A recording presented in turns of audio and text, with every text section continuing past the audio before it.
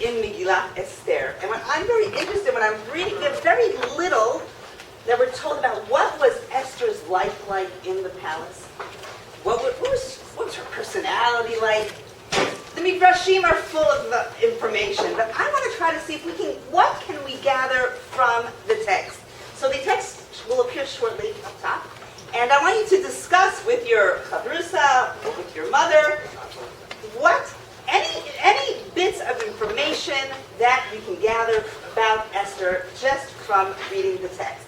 And those of you who can't see the text over here, you can just grab, there's plenty of ArtScroll Chumashim. You can grab one over there, and I see there's a few copies here as well. Open up to the Megillah, which appears at the back, at the very end of the...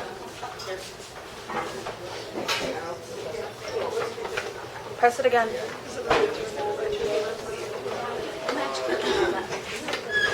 Okay, good. Read a little bit about Esther. Those of you who did not have a chance yet, open up to, if you have these Chumashim, we're going to be in Megillat Esther, which appears on page 1253. We're going to start from there, the story of Esther. In Perek Bet, those of you who had a chance to read a little bit about Esther, what do we know about Esther? We know she's an orphan, right? We know she's an orphan. She doesn't have a Jewish name. Right? What's her name? Hadassah is a Hebrew name, but she doesn't have a Jewish name. She has a Persian name, Esther. Right? Any Esthers here? Right? Esther is a Persian name. She's raised by her uncle. And she's kidnapped. Right? We know that she's kidnapped to the king's court. And I'm very curious to see how does she develop in the king's court? By the way, how old do you think Esther is? Let's just take a guess here. How old do you think she is? 13. 80. And there's a midrash, that's a very strange midrash, that she's 80. What did you say? 13. She's likely to be a young girl at 13, 14. That's correct. Julia. That probably is her age. She's very young at this age. And do you think she leads a Jewish life in the palace? I don't know. So let's try to find out. Was anybody at my shiur on Shabbos? Okay. One or two ideas I'm just repeating from Shabbat, which will bring us in today's shiur. Mordechai finds out, we're going to go to Perek Dalet now. And Perek Dalet will give us a lot of insight into the story of Esther. Mordechai finds out about the decree, along with all the Jews. And Mordechai immediately tears his clothing and goes out mourning in the city. It's a big thing that Jews all over are going to be killed. This is a Holocaust. And Mordechai sends a message to Esther. Mordechai just can't enter. Strange men can't enter the queen's palace. So he sends a messenger to Esther. But before he sends a messenger to Esther, let's read inside. Perek Dalet, Pasuk Aleph. I'm going to start from the beginning. Umordechai yadat kol asher na'asa, vayikra Mordechai et begadav, vayilbash sak va'eter, vayetze betoch ha'ir, vayiz'ak za'aka gdola umara. Tearing of clothing. Did you ever read about tearing of clothing in Tanakh? In general, tearing of clothing. I hear you studied Sefer Shmuel. You know anybody? A few people's clothing tear in Sefer Shmuel. Shaul, his coat is torn, or he grabs onto Shmuel's coat, and his coat is torn. And who else? Where else is there a coat that's torn? David tears. Do you remember where David tears Shaul's coat? The corner, the knot. Okay, you'll get to that very soon. If you're up to the story of Doeg, you'll get to that in the next few weeks. What's the significance of tearing clothing? When someone tears his own clothing, generally it's mourning. However, there's another meaning of tearing of clothing in Tanakh. It's not just mourning. The clothing is a person's status. It's a person's, the me'il is always a person's status, like in the story of Yosef. When you tear the clothing, that means I am tearing myself, or if you're tearing wearing someone else's clothing, what are you doing? You're tearing their status away. Where do we have that? That's what Shmuel does to Shaul. And in a way, that's what's happened with David and Shaul.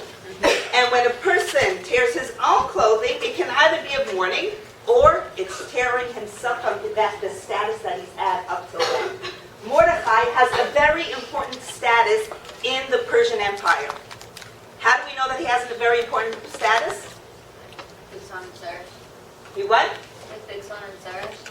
First of all, Big Tan and Teresh. What about Big Tan and Teresh? And the Big Tan says is, he sits b'sha'ar hamelech. Sha'ar hamelech is a very high position. Anyone in Tanakh that sits at the sha'ar is where all the prominent people sit, right? Anyone who sits at the sha'ar, the gates of the city, has a very important job. He's a very, very, very high up there. Mordechai has a very important job in the Persian Empire. That's why he gets to sit there. He has a seat in the White House. He has a seat in the palace. Upon hearing this decree, Mordechai decides to tear himself away from this culture. The Jews of Persia all felt that if they get if they get very much assimilated and very high positions within the culture, they'll fit in. Mordechai realizes that no matter how hard he tries to fit in, he's still the Jew. And therefore, Mordechai here takes a stand and he tears his clothing. The tearing of the clothing is really making a point. I am no longer part of this. And let's continue. He leaves the palace. It's here, the palace is also a metaphor. Anytime it's going to say the palace here, it's going to be the Persian culture. And there's outside the palace, and that's stepping away from the Persian culture. So pay attention to what happens here. He cries out a bitter cry. Remember we said Sha'ar HaMelech. Inside Sha'ar HaMelech is the Persian culture. Outside is stepping apart. So he comes ad lifnei Sha'ar HaMelech, ki ein lavo el Sha'ar HaMelech b'levush sak. And everywhere, all the cities that receive the king's letter, they start mourning. And there's Evel Gadol Yehudim Tzom B'chi U'Misped, and everyone's walking around with these sackcloths. Now, I wrote Esther's servants. They are aware, apparently, of the relationship between Mordechai and Esther. And they come and tell Esther. What do they tell Esther? You know, your uncle that always comes to work with a nice suit and his nice briefcase is now what? He's wearing levush sak. Now, without reading ahead, what would be the appropriate response of Esther? This is all she hears. Your uncle outside is dressed in sackcloth, in torn sackcloth. He's mourning. What would be Esther's right response? Why? Passed away. Who passed away? Why? What's wrong? What's wrong? What happened? Now let's see, how does Esther respond? And let's see what's so strange about her response. Vatavona, look in Pasuk Dalet, inside, verse 4. Vatavona na'avot Esther v'samiseh vayagidu la vatitchalchal. She is horrified. Hamalka me'od. And what does she do? Read inside. What is the month? She sends him a new set of clothing. Now this is a very strange response. She doesn't ask what happened. She doesn't say, "Oi, who died?" She says, "Oi." She doesn't say what. She says, "Let me give you a new set of clothing." What does that tell us about Esther? She's a little kid. Not necessarily a little kid. I She's don't know if that's what that's. She's kind, really nice. Do you think this shows? I think this is a little bit weird, right? I think it's a little bit of a strange behavior of Esther. That she's more concerned. What does it say about Esther, who's more concerned about how Mordechai is dressed? She's very materialistic. What? She's very materialistic. She's very materialistic, perhaps. It could be that she was worried for his security and Okay, that's a good possibility. Maybe she's worried for his security. He's endangering himself. Yes. she's assimilated. Why would that say that she's assimilated? But she doesn't remember like that's a sign of mourning. Okay, maybe she doesn't know that that's a sign of mourning. Okay. Yes. Is it denial? Denial of what? Denying that there is someone out there to get the Jews in every generation? No, it's not denial. We'll see soon. That's not denial. It's lack of knowledge, but it's not denial. It almost seems like a selfish response. Like, I'm See- embarrassed that my uncle is walking around looking like a I whore. think that's a very good answer. It's almost a selfish response. I think what's her name here? Look in the pasuk. Vatikalkal hamalka. Generally, we'll say hamalka Esther or Esther hamalka. Here it's just hamalka with no Esther. She's very queenly.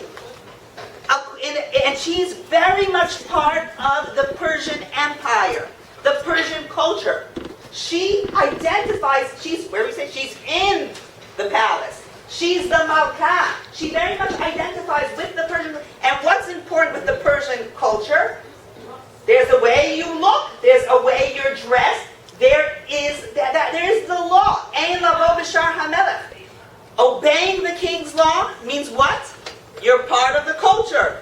Disobeying, and remember this line very, very well. Obeying the king's laws, you are part of the culture. When you disobey the king's laws, you are going against the culture. She's very much part of this culture. And in this culture, there's a way you dress. We know that a person's clothing always identifies him with a certain culture.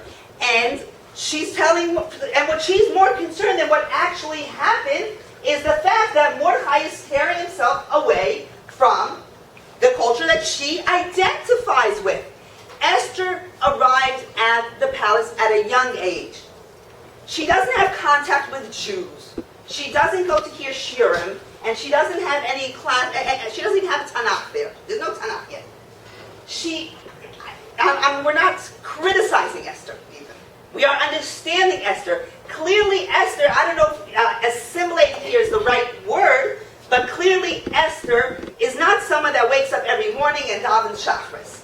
That's not how she starts her day. Clearly she identifies with the person. She has nothing Jewish in her life. Nothing Jewish. She has no contact with Jews. Let's just hold on. To the extent that the entire city of Shushan, during that day, what are they doing? They're all mourning. All of the Jews are mourning. Esther has no clue what's going on. Right? She doesn't know. I'm sure she has access to the news, but this wasn't something that interested her, what's going on with the Jewish streets. Let's continue reading the verses. Let's go to the next page. So Mordechai refuses to accept the Gadim because Esther's missing the point. So we have, first of all, one thing that we know about Esther. Esther is more concerned about what Mordechai is dressed, the culture, than what's going on. The second thing we know about Esther, she has no clue what is going on. Everybody's mourning and Esther doesn't know. ותקרא אסתר להטף מסריסי המלך אשר העמיד לפניה ותצווהו מרדכי לדעת מה זה ועל מה זה. So Esther sends a messenger to find out two things. מה זה ועל מה זה. מה זה, what's going on? Al מה זה, why do you refuse to accept the clothing? She's very concerned with these clothing that he refuses. ויצא הצח El Mordechai, El Rechovair, Asher Lifnei Shar Hanaf. You notice a very long verse that says almost nothing. Vayetzeh Hatach El Mordechai, El Rechovair, Asher Lifnei Shar Hanaf. This is just to try to tell us how the worlds that these two are apart from each other. There's Esther, who's in the palace, and there's Mordechai, who's Asher Lifnei Shar Hamelech. These two ideologically are so far apart from each other.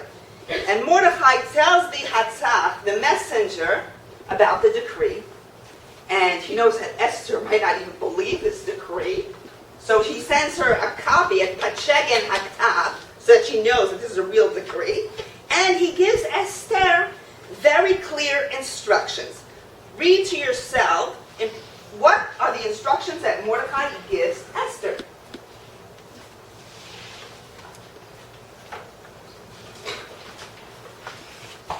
Dalet Pasuk Het.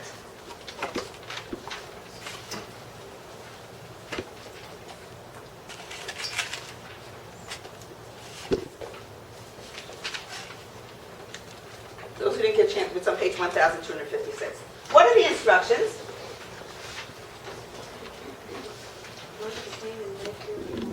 go to the king and beg for your people. Exactly, those are the instructions. Lavo al hamelech uitchanen elav yilfanav al amon. Alamech, right. Vayavo hatach. The hatach comes and tells Esther, Divrei Mordechai. Vatomer sel hatach, v'tetzavel Mordechai. This back and forth, back and forth. And what does she tell him in Pasuk Yud Aleph? Kol avdei hamelech. Avdei hamelech are people who are loyal to the Persian kingdom. Clearly insinuating, and I am one of those loyal people. And you, Mordecai, are not. You are not loyal. Kol avdei hamelech. We are law-abiding people. Kol avdei hamelech. Ve'am medinot hamelech yod'im. We all know what you don't know. Asher kol ish ve'isha sheyavo hamelech v'chatzar pnimit asher lo yikabeh chatat olahamit levad masher yoshit lo hamelech et shavit hazahav v'ani lo nikreti lavo el hamelech zeh 30 yom. We all know the law that you cannot enter the king without permission. How do we end?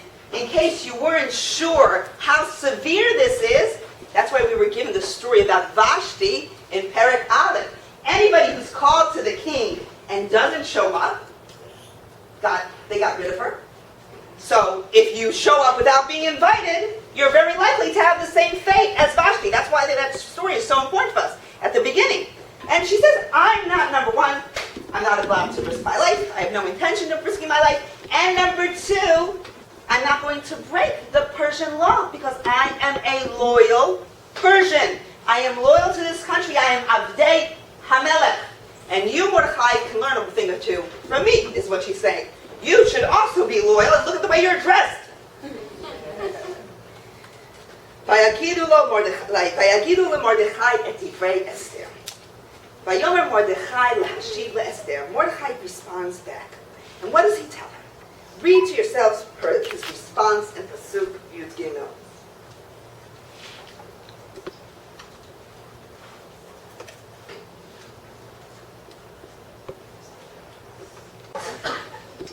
Don't what? Don't think that you can escape and the palace is a safe haven for you. And if Mordecai tells her don't think that, what do we know? That's exactly what she's thinking. If Mordecai is telling Esther, don't think that you will be safe and the Jewish problem is not your problem, that means that that's exactly what Esther's thinking. Don't waste my time on this. This is not my problem. And Mordechai has to tell her, Al tedami v'nafshech lihimalet beit hamelech mikol haYehudim. Kim hakaresh tacharishi ba'et hazot. You cannot be silent, which is exactly what she had in mind. And then Mordechai continues. Pasuk Yudaled. If you are silent this time, ba'et hazot. Right? Is that how it's translated? If you are silent this time? At a time like this, I like it better to translate. I'd like to translate it this time, which would insinuate that there was a previous time that she was silent. If you're silent this time, let's see. Revach v'hatzala ya'amod laYehudim mimakom acher. Ve'at beit avich tovedu. U'mi yodea im la'et kazot higat lamalchut. He tells her something. What does he say? He says the Jews are going to be saved one way or the other. This is not about the Jews. They'll be saved one way or the other. Then why does Esther have to risk her life if they're going to be saved one way or the other? And he tells her, and if you don't arise to the occasion, what's going to happen? What's going to happen if you don't arise to the occasion? At, you and who else? There's no family. She's an orphan. What does it mean? There is no family. For future good? Your people? Okay. And what's most fascinating is the next verse. What does she say? What changed her mind? What did this one pasuk changed her mind? And she says, okay, I'm willing to go in. Go ahead and fast, and I'm going to go against the Persian law. Vitsumo alai, latsum. Whenever it says latsum, that is also going against the Persian law. What do we know about the Persians? What's the very first time they're introduced to us? What are we told? What do? They feast. They're constantly feasting. They're drinking. The Persians like to drink a lot. They're always having a mishter. And here she says we're going to be going against the Persian custom, and we're going to have a tzom. So number one, that's one thing that she's doing. And she says, I'm going to go against the law. Avo el hamelech asher lo kadat. And I'm going to risk my life. And what we're going to try to do, this was all an introduction to what was that in that one verse that made Esther change her mind. So in order to answer this, let's open up. In your Chumashim, you all have to open up in a Chumash. If you do not have a Chumash, please get from over there. To the Haftarah that we're going to be reading in about a month. The Haftarah of Shabbat Zachor. A story that you've all studied, right? Everybody studied here, Shmuel Aleph, Perek Vav. Haftarah of Shabbat Zachor appears on page, say, 1214.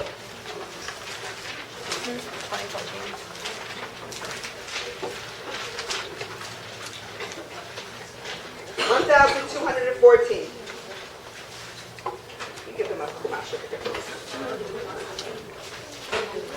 I just have a question. Yes. Does anyone else? Raise Esther until she went into the palace? Presumably Mordechai. Because and then also, doesn't he say like not to speak of your Judaism when you're in the palace? Not to tell people that you're of your Jewish roots. So, but there's no warning like to like just remember your Judaism and remember anything? No. Well, we don't know. We don't know. But you're right. Which is another reason why perhaps she had lost her Jewish identity, keeping it undercover. Right. Okay. What's the story in Shmuel Aleph Perek Vav? I assume you did not study this such a long time ago. It's the story of Shmuel tells Shaul, it is time to wipe out Amalek. Right? It's time to have the battle. Did everybody study this parak? Yeah. Good. Okay. And had this, let's just read a few verses of the story. Vayomer Shmuel el Shaul, Oti mashach. Right? We all have it inside? Oti shalach Hashem l'mashkecha l'melech al Amal Yisrael ve'ata. Which means what? No. This time, Shema l'kol Hashem. If you're familiar with the story, a little bit earlier, there was a time that Shaul didn't listen. When they were supposed to wait for Shmuel before they had the sacrifice. And he tells them, this time, listen. Kol mar Hashem tzvakot, pakadati et asher asa Amalek l'Yisrael, asher sam lo baderech be'aloto mitzrayim. The reason Amalek is so considered so evil is generally when there's a war, you have a war in order to defend yourself or to expand your borders. Am Yisrael were baderech be'aloto mitzrayim. Asher karcha baderech. They did not have territory. It was a fight just for the sake of cruelty. There was nothing to be gained by the battle. And therefore, Amalek really became the symbol of cruelty. It was just fighting for the purpose of fighting. Asher, right? Be'aloto mitzrayim. And now, lech v'hikita, Shmuel tells Shaul, lech v'hikita et Amalek, wipe out Amalek, v'hacharamtem et kol asher lo. What does lehacharim mean? It means to destroy, and that you cannot benefit from the spoils. One of the explanations, one of the reasons you cannot benefit, whenever there's a war that demands excessive cruelty, like in this war, you cannot benefit from such a war. Because then, you're not doing it because there's a mitzvah. You're doing it because because you want to gain from it. And therefore, whenever there's a war that really demands excessive cruelty, we're not allowed to take from the spoils. If you're familiar with the Ir Hanidaha, the city that the entire city worships Avodah Zarah, you're not allowed to take from the spoils because you wipe out the city. You are not allowed to benefit. That's one explanation as to why it's so important not to take from the spoils. The other explanation as to why not to take from the spoils, anytime in war, when you start taking from the spoils, you are not focused on completing the battle. Right? It distracts the soldiers from the battle. In order to make sure that everybody is focused on the battle and that they complete the battle, they're told, do not take of the spoils. That's a nice explanation. I prefer, for today, the first explanation, and that is, this is a mitzvah where they're going to have to wipe out everyone, and therefore don't benefit from it, because then it's going to turn into just, you're doing it for your own personal reasons, and not because God had commanded. Pasuk Gimel. אתה לך בכיתת עמלק וחרמתם את כל אשר לו ולא תחמול עליו והמתה מאיש עד אישה מעולל עד יונק מישור עצר מגמל עד חמור. They're supposed to be completely wiped out. וישמע שאול את העם ויתקדם בתלאים. He counts them out of with everyone brings a talah. We don't count people, so he counts them. Each one brings a lamb, or tlaim might be a name of a place. ויתקדם בתלאים. And there's 210,000 soldiers, and he comes up to the city, close to the border of Amalek. And vayavo Shaul ad gir Amalek, vayomer Shaul el ha-Keni. Who are the Kenim? Who's the Keni? Shaul tells the Keni. What does he tell the Keni?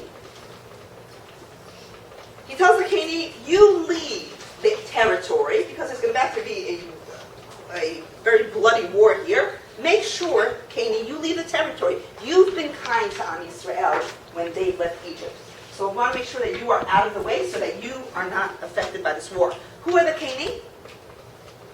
Yael, Eshet, Hever, Keni, what? People living there? They are the descendants of Yitro.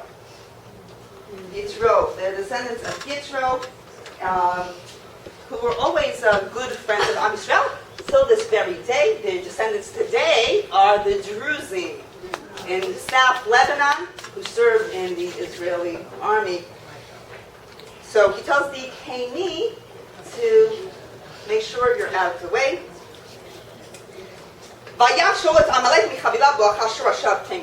He wipes out, we're told, the territory of the battle, and he keeps Agag alive. The king Agag. Where do we know the king Agag from the Megillah? Haman ben Hamdata Ha'agagi. So that's a clue that's Megillah is sending us somehow to this story. He keeps Agag high, and the rest of the people he wipes out. Vayachamol Shaul v'ha'am al Agag v'al meitav atzon v'habakar v'anishnim v'al akarim v'al kol atov v'lo hu akarimam v'chol ha'malachim v'mzav v'names otah achirimu. The word vayachmol, it incorrectly is explained as mercy. That's in modern Hebrew. In modern Hebrew, chemla is mercy. In biblical Hebrew, means to have pity. It means it's a shame. It's a shame to waste these big, fat sheep. They can make some nice, good shawarma.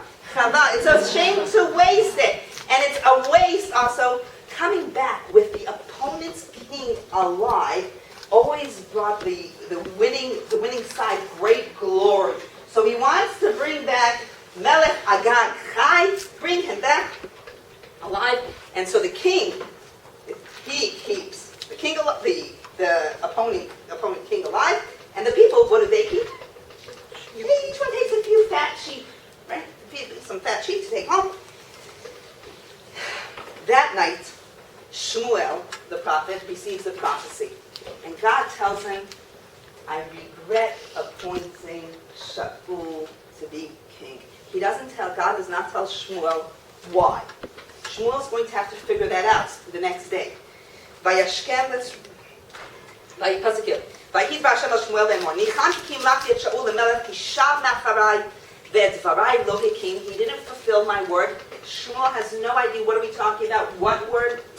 Vayichar l'Shmuel vayizak el Hashem kol halayla. Why is he crying out all night? Either because God did not tell him what the problem was, but also Shmuel loves Shaul. Shmuel loves Shaul. He appointed him to be king. He had very high hopes. Do you remember when Shmuel goes to seek the next king? When he goes to the family of Yishai? What's the first son? What does he look like? He's tall. He looks like Shaul. And he thinks, oh, that must be him. Because he's always looking for characteristics of Shaul. Even the names Shmuel and Shaul have a lot in common. And it's very, very difficult for him. He had very high hopes. It was the king that he had appointed. The next morning, and he goes to find Shaul. Shmuel goes to find Shaul. And Shmuel's told, he says, did you see Shaul around? And Shmuel says, yes. Yes, we've seen him. Ba Shaul ha-Karmela, Carmela is not Mount Carmel in Haifa, because this whole story is taking place in south of Israel. It is Carmel in Drum, in south of Har Hebron. V'hinei meitziv lo yad. He made Shmuel, this Shaul, just as passing by the Carmel, and he made a plaque. Meitziv lo yad means he made himself a plaque. What does it say on a plaque? I, Shaul, the son of. Who's Shaul's father? Shaul ben Kish. I, Shaul, the son of Kish, had fought in year so and so, Amaleki, and he made he puts himself up a nice big plaque, otherwise known as a matzeda. Okay? Vayomer Shmuel. So Shmuel goes to meet up with Shaul.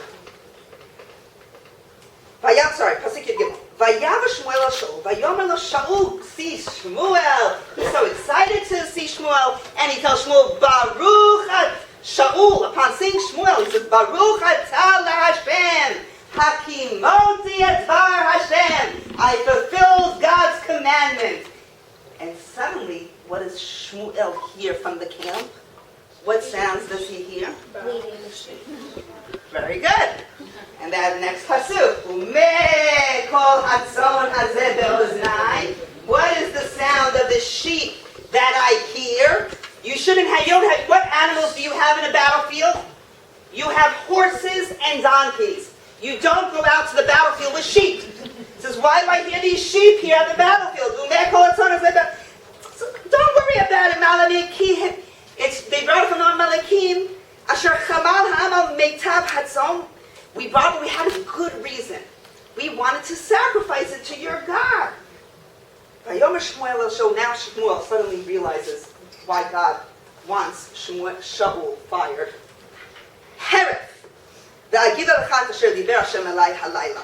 So stop blaming people and let others for what should have been your responsibility. You are king. As king, you have a responsibility. You cannot brush off the responsibility and blame the people. Vayomer Shmuel, Haloim katzon ata be'einecha, Rosh Shiftei Yisrael ata. You might be small in your eyes, but you have a responsibility. You have a responsibility. You are Rosh Shiftei Yisrael, and you were anointed. There's a reason you have this position. Of course, all of you must be echoing the psukim that Mordechai just told Esther not such a long time ago about having a responsibility. Vayishlach Hashem badarach, vayomer lech v'acharamtat chataim et malmalek v'nilchamta bo ad klotam. And why did you not listen? Pasuk Yud. Verse 19, V'lam lo shamata b'kol Hashem, v'ta'at el hashamal. You went to the spoils because you were also interested in it, and stop blaming others for your mistakes. V'ta'as hara b'nei Hashem. Shaul tells Shmuel, but I did listen to God. Asher shamati b'kol Hashem, va'elech b'derech asher shalachani, va'avi et agag melech Amalek, v'et Amalek yecharamti. I didn't listen to something little. Vayikach ha'am, once again blaming the people. Vayikach ha'am mehashalal tzonu bakar reishit hacherem. And all these sheep, we didn't really want to eat them. We were going to sacrifice them. And what does Shmuel answer? One of the most famous psukim and important psukim, and if there's one pasuk that really you should memorize, it's this pasuk. Vayomer Shmuel hachayvetz laHashem be'olot u'svachim. God's not interested in offering. God wants you to listen. Don't send me flowers on Valentine's Day. Just listen to what I'm asking. That's what God's saying. Listen to what I'm asking. It's meaningless to come give a gift if there's not that listening to what I want. Okay? Hine shmoa mizebach tov. The best offer you can give is to just obey it. Just listen. Do what I want. Lehakshiv michalev elim. Paying attention is better than the fattest of the rams. Because not listening and doing what you want is a different religion. It's a different religion. You choosing what to give me when I don't want that, that's not this.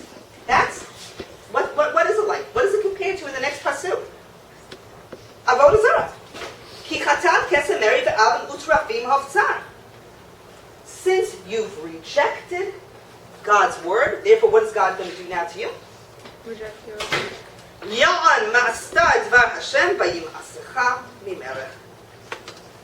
Shaul doesn't give up. Vayomer Shaul el Shmuel, Chatzati, I've sinned, ki avarti et pi Hashem ve'et varecha. Now that would have been a nice way to end, but how does the pasuk end? What does he do? What does Shaul say? Again, blames the people. Ki yareti et ha'am. I did this because I was afraid of the people. Now, since you all know Sefer Shmuel, you know that Shaul, when he wants to tell the people what to do, he tells them. Do you remember when Shaul, the very first time we were introduced to Shaul, when he wants to protect the people of Yavesh Gil'ad, and he tells them, anybody who does not join us for the war, I'm going to slaughter all of their animals, and everybody joins them for the war. And so Shaul really, when he wants to enough, when he identifies with when it's something that he wants to do, he gets the message across. Ve'ata, and now we realize that this apology also came. Not only did it come too late, and not only is it very lame. There's a reason. Why does he apologize? All the people that just came, those soldiers that just came back to the battlefield, are waiting for the Navi to return with the king. That was like the highlight of the victory, where they're going to have a major sacrifice to God, a thanksgiving sacrifice upon winning the battle. Shaul knows that Shmuel doesn't really want to come back with him now. So he apologizes. And what does he say right after? Okay, I'm sorry, but can you just come with me? Mothers, we're all familiar with that? I'm that sorry but, right? So this is let's read Pasuk Chavdalet again. Vayomer Shaul Shmuel, Chatzati ki avarti et pi Hashem ve'dvarecha, ki hareti et ha'am v'ashma b'kulam. And now just forgive me, v'atasana chatzati et v'shuvi mi v'eshtachaveh Hashem. Because it will be very embarrassing for the Melech to return to the people without the Navi.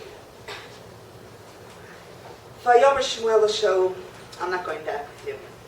That's it. Lo ashuv b'ma'im. You've rejected God's word, and God has rejected you. Vayisov Shmuel lalechet. Shmuel is about to go away. What does Shaul do? If you do this pasuk, there's a few ways of understanding this pasuk. Shaul grabs onto Shmuel's coat. It rips. Or Shmuel is about to leave, and right before Shmuel leaves, he grabs onto Shaul's coat, and he rips Shaul's coat. Or Shmuel rips his own coat. What would be the fourth possibility? But unlikely. Shaul, but that's not likely, right? Because Shaul is never going to rip his own coat. Because Shaul is going to, till the day he dies, he's going to be holding on to the kingship. So the coat is ripped. And Shmuel gives the ripping of the coat a symbolic meaning. Read in the next pasuk. What is the symbolic meaning of the ripping of the coat? Taking away your king. Remember we said the ripping of the clothing has significance. It is your status. And what does he say? A very important pasuk. Vayomer Shmuel el Shaul lo ashuv imach. Sorry, pasuk Chavzayin. Vayisov Shmuel alechet ve'achazek b'chnaf me'ilo vayikara vayomer elav Shmuel kara Hashem et mamlachut Yisrael me'alecha hayom. Today the kingship has been torn away from you, and it's going to be given to whom? Let's say the pasuk. Who is it going to be given to? David. It doesn't say the pasuk David. What does it say? Your friend who is better than you. Someone who is better. In what way is that someone going to be better? David takes responsibility. David apologizes. Listen. When David does tshuva, immediately upon pointing out. Later on at the very end of David HaMelech's life, when there's a chait of David of taking a census, and he's going to be punished for that chait. And there's a terrible plague. Thousands of people died at the plague as a result of David's chet, as a result of his sin. And David tells God, Tehina yadcha bi ubeveit avi. Ele hatzon me'asu. My people are innocent. You echo that this is the exact opposite of Shmuel. My people are innocent. They should not suffer on behalf of my faith. They are innocent. And that's when the punishment stops. And David says, I'm willing to give up my dynasty. Biu b'veit avi means the dynasty. I'm willing to give up the dynasty. Do not punish the people. That is re'acha hatov mimeka. Where Shaul failed is where David succeeds. Kara Hashem. V'gam pasuk kaftet Netzach Yisrael lo yeshaker. Anybody know a little bit about Jewish history? What was Netzach Yisrael lo yeshaker? Neely. Very good. Neely, it was a underground organization during the time of the Turks in Israel. If you ever go to Zichron Yaakov, beautiful museum about Sarah Aronson. Neely, and that was their Netzach Yisrael lo yeshaker. That's what they call themselves. So he says, Netzach Yisrael lo yeshaker. God is not going to change his mind about this. Man changes his mind. God is not going to change his mind. Netzach Yisrael lo yishaker on this. This is not going to change. Though, having said that, Shaul is going to constantly try till the day he dies, or the day before he dies, to change God's mind. Vayomer chatati. Okay, I've sinned. Atak habdeinina neged ziknei ami v'neged Yisrael v'shuvimi v'hishtachaveti laHashem Elokecha. What does all this have to do with Esther? The story of Esther is a story that takes place hundreds of years later. Hundreds of years. It's a story where the main players in the story is the great-great-grandson of Agag, Haman ben Abdata Hadadi, and the great-great-great descendants of Kish, Shaul ben Kish, Mordechai ben Yair ben Shei ben Kish, Ish Yemini, where they're having a rematch, one against each other. Mordechai tells her, this is our opportunity to make right, to do a tikkun. This is our opportunity to fix what our Zaidi Shaul ruined. This, he did not take responsibility. He did not arise to the occasion. He did not recognize the greatness of the moment there. He did not arise to the occasion. Im hacharesh tacharishi ba'et hazot. He was silent then at that battle. He uses the word vayihi kemacharish. He was silent. He did not take responsibility. We're given a once-in-a-lifetime opportunity to redeem Beit Avich. Im hacharesh tacharishi ba'et hazot. The Jews are going to be saved one way or the other. That's going to happen one way or the other. However, if you don't arise to the occasion, there's no second chance. No third chance. There's a second chance. It's not a third chance. Afu Beit Avich Yovedu. That's it. The family of Shaul will never be redeemed. That's Beit Avich. Umi yodea im la'et hazot higat lamalchut. And what's the greatest proof that this story is connected to the previous story? Open up in your Megillot to Perek Aleph.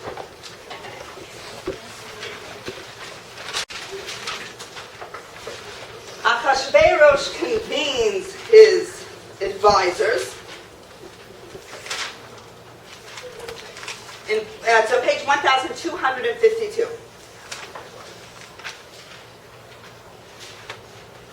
He convenes his advisors, and the advisors, Pasuk Tet Zayin, Vayomer memuchan lifnei hamelech v'hasarim, lo al hamelech levado al pcha vashti hamalka, ki al kol hasarim ve'al kol ha'amim asher b'chol medinot hamelech Achashverosh. And I'm just skipping to Pasuk Yutet, the conclusion of the king's advisors, what to do about Vashti. Im al hamelech tov, yetzed var malchut lefanav v'milfanav v'yikatev b'datei faras u'magay v'lo ya'afar. Asher lo tavo Vashti lifnei hamelech Achashverosh, and Vashti's kingship should be given to whom? Umalchuta yiten hamelech lereuta hatova mimena. The kingship to be given to whom? One who is better. With the same words, look at the board. The same words. Oh, we mentioned already. In the same words that Shaul lost the kingship. What did God tell Shaul? Kara Hashem et mamlachut Yisrael me'alecha hayom ve'itnana l're'acha hatov mimeka. In the same words, the exact same words that Shaul lost the throne, Esther now receives it. And the exact same words, this phrase appears only twice in Tanakh, clearly making that connection between the two stories. This strikes a chord with Esther. Now we know why Esther immediately responds to Mordechai. Lechnos et kol haYehudim asher b'Shushan v'tzumu alai ve'al tochlu ve'al tishtu laila v'yom gam ani v'na'arotai v'chein nabo lamelech asher what? Lo kadat, when she's willing to do something against the law. Asher lo kadat. That's when she is becoming an identified Jew. And what's the very next verse? Hayom hashlishi v'tilvash Esther malchut. This is true royalty. Now that by the coat that was torn off from Shaul, she's now loveshet malchut. Esther really brings the story full circle from the beginning, from the household of Shaul to Esther, from an unidentified Jew to an identified Jew. Once this we finished.